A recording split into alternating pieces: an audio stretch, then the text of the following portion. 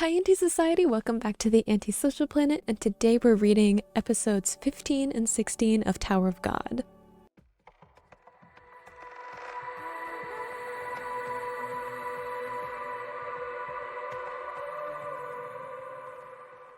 So the last episode we had Lororo come back and we set up this kind of bonus game challenge that is happening where someone has to be wearing a crown, and whoever has the crown at the end of the round ends up being someone who can move on to the next round. So we've got like 5 rounds if I remember correctly, and so the team that is like in the final round with the crown is going to get a free pass for the next test. So they won't have to do whatever the next test challenge is, which is a pretty good perk. Now, there's also like some issues with that because there's lots of like, I had the word last time, like, and I couldn't remember it until like later.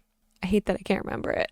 But there are some issues with that because there are lots of like safeguards to make sure that the teams like don't leverage a bunch of the like mechanics of the game. So like just coming in on the last round, because if you survive the 5th round with one of your teammates having the crown on, then you pass the entire test that they're doing. So you could theoretically just come in on the 5th round to join it because you get to like push the button to decide when you join. But like the downside to that is there's less chance that you will get in because everybody's going to want to be in that final round. So you kind of have to balance it out of being like, which round are you going to join in at so that you can make sure you can move on to the next ones. So we had Bomb, Kun, and Rock deciding to not join the 1st round because they're like, let's just save our energy until later. But we did have 2 teams that did decide to join in the 1st round. We had Shibitsu's team and God Prophecy team, I guess. I don't know any of their names yet, so I'll be excited to actually like learn some about their character and some of the abilities and fighting styles, because we got to see a little bit of like Anaak and I can never remember the other teammate's name, but the other one. They fought each other a little bit briefly at the beginning of Effenkel's floor. So we have seen a little bit of their fighting styles, which were pretty cool if I remember correctly. I don't know what Shibitsu has to bring to this other than like he's a lot smarter than I thought he would be, as we saw when he was the only one that actually properly passed Hung Sung's floor, but I don't know if he's got like legitimate fighting skills. And we also have a mystery bonus team in that there was one team that passed the first part of Evankel's floor. They were the only team that survived that kind of battle royale test that we had, which is worrisome in and of itself. On that team we have a princess, which we've heard about a princess only in relation to Kun, so I don't know if that is a direct connection to his backstory or not. I'm sure we'll find out when they actually have to interact with that team. And we also had a blonde with a ponytail, and that's Rachel in my brain. In my brain, blonde with a ponytail, Rachel. So I don't know if it's a different blonde with a ponytail or not, but if it is Rachel, I'm very worried about what Bomb is going to do because we're only on chapters 15, 16. I'm assuming they won't meet this team like right now, but I know there are like 500 chapters currently in this series. If Bomb is meeting Rachel this early on, I'm just gonna assume that like it's not gonna go the way that he wants it to. Just a prediction I'm gonna make right now. But we do have this round with these 2 teams that are going to battle it out a little bit to get the crown. I guess they don't actually have to hurt each other because they just have to have the crown at the end. But these 2 teams are going to go up against each other. So let's get into episode 15. Episode 15. That's right, we did have Anaak kind of picking a fight, didn't she? Taking control a little bit. I do want to see Anaak fight again though. Are the teams that aren't actually participating still able to watch then? Because we've got like Bomb and team also look like they're kind of watching, so I thought they were kind of like in an enclosed space, but maybe they're allowed to come out to just watch the round and see what happens. I like the determined look. I think she's gonna be okay. I have complete faith in Anaak to be able to just like do the thing. So we're gonna start one-on-one. I don't know anything. This character has been the like least vocal so far of the Tower of God, or what am I talking about? It's been the least talkative of this particular team. Uh-oh. Well, that was short-lived. Impressive though. I love how nonchalant Anaak is about just what's going on. Definitely showing off how strong they are. Wasn't Anaak also the person who had a powerful weapon too? Like, wasn't Rock, when he was trying to figure out who to hunt after at the beginning of Evenkel's floor, it was between Anaak and Bomb because they both had really powerful weapons? Just because Kuhn's referencing the weapon specifically. See, unbothered. Like, is just like not even breaking a sweat. Oh, poor Prophecy of God guy. I already said he was too nice to last long. He seemed too approachable. See, this character is who I'm interested in because they're apparently like powerful, like of note in their power and ability. So it'd actually be kind of funny if Anaak just like, it was nothing to defeat them. Like Anaak's just like, whatever, to defeat this like apparently very strong adversary. I mean, she threw him pretty well. She, he, them. I feel like I'm switching up my pronouns. I should just go neutral. I don't like this grin that's happening. Is she perhaps a what? Is she? I was gonna say is she an irregular, but I'm like, I don't remember anyone saying that there was another one besides Bomb and then one of them being on this like new mystery team that has joined in like their progression through the tower because there's no one else from like their, I don't know, wave participants. I don't really know what the different like groups of people who end up moving through the tower would be referred to. But like maybe Anaak is an irregular. Maybe she's just like from a specific race, because I know Kuhn was like a little bit more aristocratic, like he was a little bit more high up, so he probably has like a better education. He probably knows a lot more about like different groups of people within the tower and stuff than like Bomb would. Bomb wouldn't know anything, so maybe he knows some kind of group connection that Anaak maybe is part of. Also, it says she here, so I'm gonna assume Anaak is she until proven otherwise. Okay, but another thing too is they're like fighting each other. Nobody's going for the crown. Isn't the crown what's important anyway? Like, you don't actually have to defeat Anaak to win. You could just like be the last one to have the crown. I'm just saying. They're going for the throne instead. If they sit on the throne, then they'll be okay. See, that's what I'm saying. Like, go for the crown. The crown is on the throne. And if they sit on the throne, then it ends immediately, right? Don't actually have to beat the other team in terms of like physical confrontation. Like, it's like, can't get there fast enough to get to catch all of us. Anaak falls immediately on the throne. Ooh.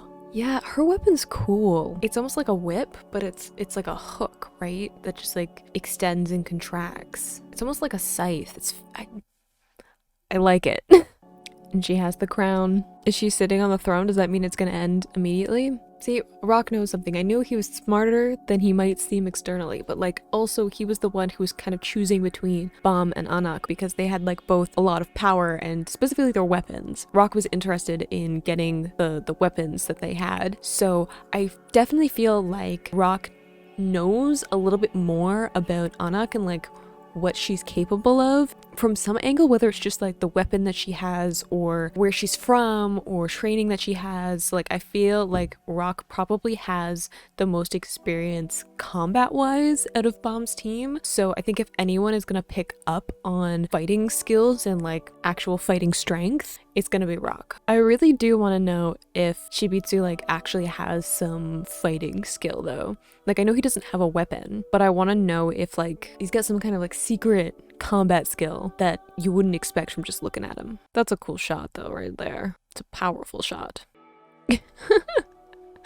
Aw, poor Shibitsu. He's gonna be dealing with a lot, I think. I think he has like two very headstrong teammates that he's gonna have to find some way to navigate. He's a smart guy though, I believe in him. I love how she's lounging on the throne with the crown on. Power move. Wait. Does her tail wag? Because that's adorable. Okay, on to episode 16. Episode 16. Yeah, I'm assuming because Anaak sat down before the 5-minute mark, the round is going to end early, so now she has to stay there, at least for the next round, right? Or indefinitely, I guess now? Like, that's where she's at now? Hats. That's the other teammate's name. I don't know why I can't remember that. I can remember, like, Shibisu and I can remember Anaak, but I can't remember Hats. I don't know how my brain works, especially today. I think Anaak just like doesn't want to be part of it. Like, especially if you saw like how easily she was able to handle that team on her own. Maybe she just doesn't think it's worth it. You know what I mean? If it's not going to be an actual challenge, at least for like the first few rounds, then like she might as well sit out, right? Or if she thinks that nobody is strong enough to be a real challenge, then what's the point, right? Like now she could just sit out and have an excuse for it, right? You gotta read the rules, you gotta read the fine print if you're gonna try and use technicalities to switch up your plan and win the game a different way. Gotta do your research.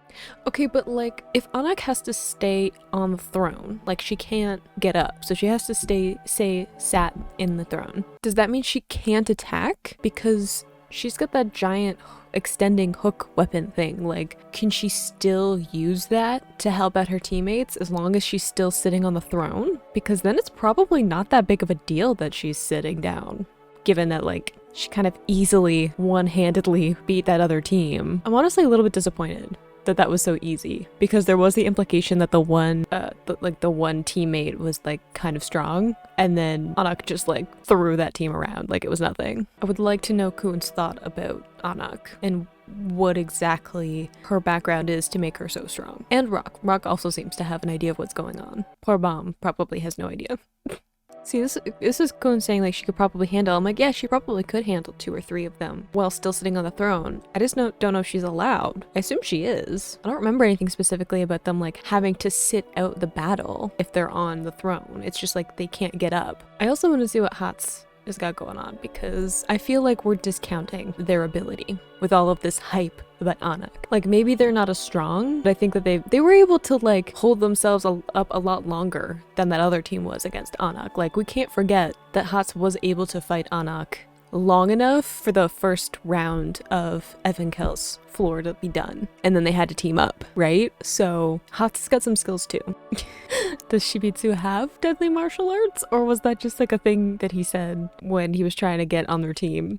I wonder who will join, if anyone will join, because obviously everyone wants to be in the last round. I wonder if anyone will want to join, especially if they're like, we have to specifically go up against that team. Like, after seeing the way that Anaak could fight, would that deter them? Or is the fact that Anaak is sitting on the throne going to encourage people? Because they're going to be like, oh, well, that's the strongest person on their team, and they're basically not going to be able to fight properly now that they're sitting on the throne, then my team has a chance. Like, I don't know if they're gonna see it as like too big of a challenge because Anaak has so much power, or if they're gonna see it as like a good opportunity to like beat that team early on, or they just like don't want to be part of it yet because, you know, the more rounds you're in, the more exhausted you're gonna be, the longer you're gonna have to protect the crown. Like, it just makes sense to wait longer.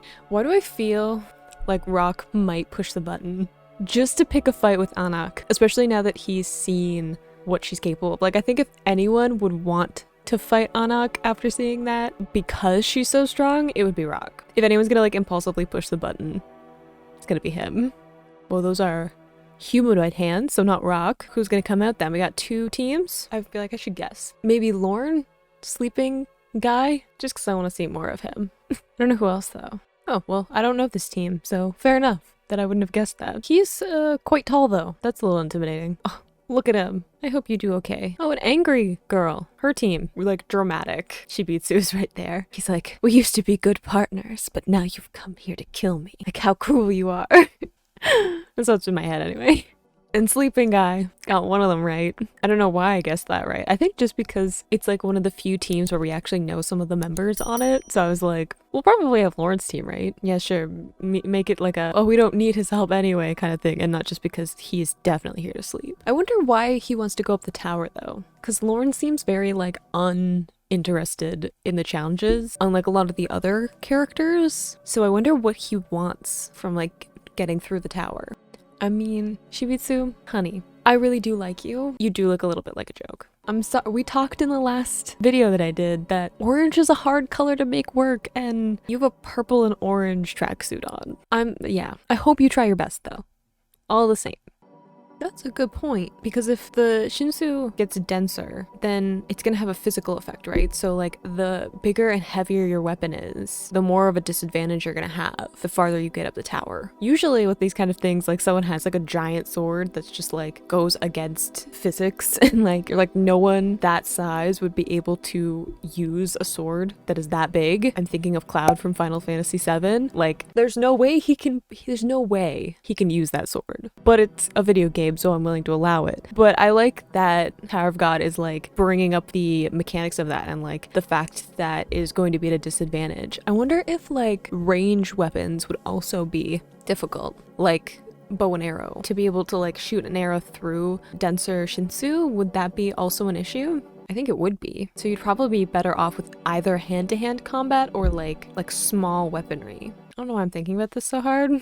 Like an offhand comment, and yet here I am thinking about the physics involved with this magical Shinsu substance. 2 against 1. I think Hats will be okay. Yeah, I'm like remembering their abilities as we're going through this, and the cool like, because Hats was the one that was like throwing his swords in different directions and stuff, and they had different abilities. Yeah, see, we threw one of the swords, the flying swords. Ooh, so he's got like the one sword that's blocking. So he does have like 2 swords, so that is an advantage while fighting against 2 people. I wonder also, because they're like flying swords and he tends to use the one ability of the sword by like throwing it up in the air, if that'll also be affected by the increase in Shinsu as we get up the tower. Obviously this isn't like applicable right now because it's gonna probably take a while before that is like something that is worth worrying about. I'm wondering about the mechanics that are gonna happen later, okay? I love complex fighting mechanics, so I have to think about these things. It's also like a very helpful thing that there seems to be like a high flying sword and a lower flying sword, because there's the one adversary that has wings and the one that doesn't. So just like bad luck of the draw there of like who is going up against who. I mean, obviously in this case we are using like random characters to show off character abilities, so it's like a specific choice by the author. Didn't they have another teammate? Hold on, because 2 of them were, because there's 2 teams of 3, yes, against Shibitsu, Hats, and Anaak. This is only 2 of them. Where's the really tall guy? Because Shibitsu's going up against Lore and his teammates, and 2 of them are going up against Hats. Where's super tall guy? Going towards the crown and Anaak by any chance? Oh no, there he is. Never mind. All of my suspicion for nothing. He should have been going towards Anaak and the crown though. I gotta use opportunities. Supreme King Scorching Fist of Death. That's a mouthful. He seems to be doing okay. Proud of him. Shibitsu, maybe don't antagonize them. Just a thought. You're doing okay, but like they have weapons and you don't. Are we intentionally provoking her? Wait, is there a plan? I keep forgetting that Shibitsu is like actually kind of strategic and very aware of his surroundings. Ooh, are we provoking so that she will go off and try to fight on her own? Like she'll fight more impulsively, more emotion driven, and then that means that the team won't be working together? Because that seems like a good plan. It is a bit of a flex, isn't it, that Lawrence just like asleep? Like he's so confident in his teammates and that he'll be okay that he is literally asleep during a battle. I need you to not hurt him. I understand that that's like part of the whole thing is you need to get past him, but like I like Shibitsu, so please restrain yourselves. Hats? What happened to the 3 you were fighting? Are we done with them? See, that was my thought. We were like the death fist, the punch of death or whatever, and now Hats is like over here helping. Did we beat them? Are they in a pile of shame? That's what I was saying, fist of death. My cutie pie. I call people cutie pie all the time. Can we call Hats cutie pie now? Because I 100% will. I apologize to anyone in advance who might find that annoying, but it's been introduced now as canon. Interesting there. It seems like Hats has like some sense of honor. Like we had it before where he was like, I have to trust in my teammates, like I have to take your word, I have to trust you. Like he was talking to Shibitsu about that, and now he's like calling Lore like a trashy person because he isn't helping his teammates who are like fighting for their lives, fighting to be able to go up the tower. So there definitely seems to be a certain amount of honor in someone who like I took as a bit of a lone wolf. Like I felt like he was kind of someone who preferred to be off on their own, and maybe he does, but it does seem that when he's with a team, when he's with people that he's supposed to be working with, there's a lot of loyalty that he associates with deciding to work with people. Oh well, okay, obviously not a lot of honor if we are stabbing someone in their sleep. I feel like he'll be okay. I feel like Lauren's a lot more powerful than he might appear in his sleep-deprived form. My brain just went like Snorlax. But I mean, Snorlax is honestly a force to be reckoned with. He has like the laser eyes. I apologize for the chaotic mess that is this reaction reading. I like that we're gonna end on my random thought about Snorlax, but that's the end of the chapter.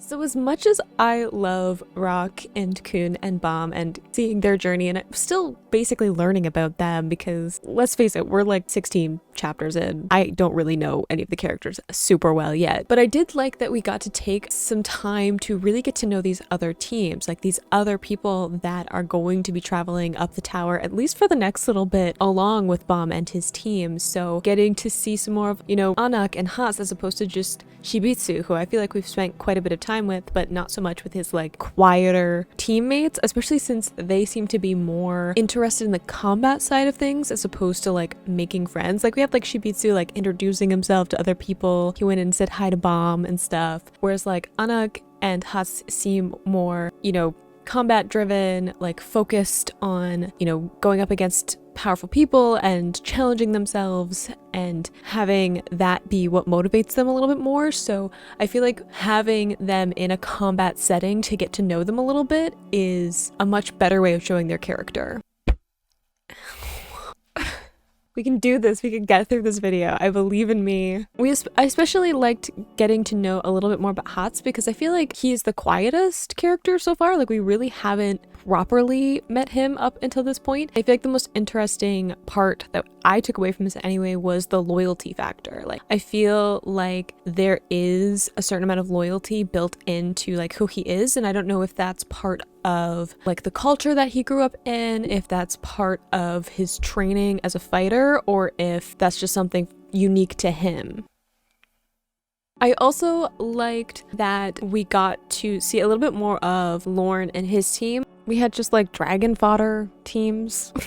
So I'm like, I don't really have anything to say about them specifically, but I will be interested to see if Anaak actually does get involved in the fight anymore, because she's gonna have to sit on that throne for like the rest of the rounds. Like she's not going to be able to get up because I think they'll lose automatically. Like they won't be able to just like keep competing if they don't make it, right? Because like you have to be the team that wins. Like only the winning team gets to go to the next round. So if they lose their spot, then they'll probably lose the round. I can't remember if it's automatic though. Like if Anaak has to get up from the throne, if they automatically lose and like whoever has the crown wins, or if taken off the throne, or like she moves from the throne and then comes back to it or has the crown, if her team will still win. I can't remember all the rules. There was a lot that the Roro was throwing at me. Also, we haven't met Evankel yet. It's his floor and we haven't met him or them because like they're not there. They're somewhere else, as like that was the context that I got from the conversations that were happening with like Hansung and red-haired guy. So what's up with that? I would also like to know the mystery of Anaak, because Kun and Rock both seem to have an idea of some backstory context for why Anaak is as powerful as she is, and I would like some backstory. I like a good little sprinkling of backstory into my stories. That sounded weird the moment it came out of my mouth, but I stand by what I said. If you enjoyed this video, you can watch this playlist to go and see my previous videos on Tower of God, or you can subscribe. I post new Tower of God videos every Tuesday, and I will see you in the next video. Bye!